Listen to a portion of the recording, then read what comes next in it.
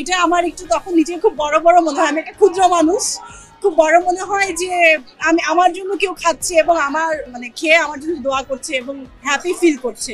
Gift আমার এতিমখানার বাচ্চা কাচ্চাগুলো আছে, ওদেরকে সবার আগে দেই। আমি সেমাই খাবো, ঈদের খাবার খাবো, মানুষ একটু দেখা সাক্ষাৎ করবো, মানুষজন আসবে। রোজায় আমি রোজা রাখছি ডেফিনেটলি, একটু নামাজ কালাম যেন মিস না হয়। অনেক সময় আমাদের কাজের জন্য কাজা হয়ে যায়, মিস হয়ে যায়, বাট সেটা যেন মিস না হয় সেটা ট্রাই করছি। রোজা রাখছি আলহামদুলিল্লাহ, সোফার সবগুলোই রেখেছি, ইনশাল্লাহ রাখবো।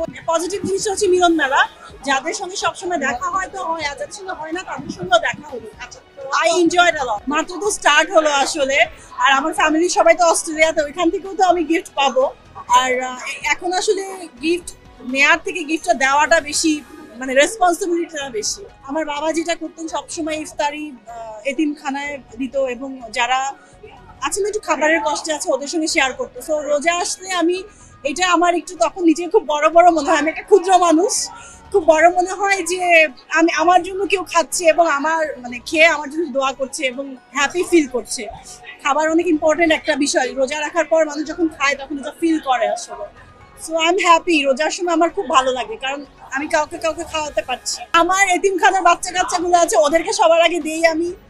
তারপর এই তো অনেকেই আছে, আসলে কাছের মানুষ অনেকেই আছে, বাইরেও পাঠাতে। যদিও কেউ নাই এখানে, আমার খালা আছে, মা বোনরা সবাই তো দেশের বাইরে।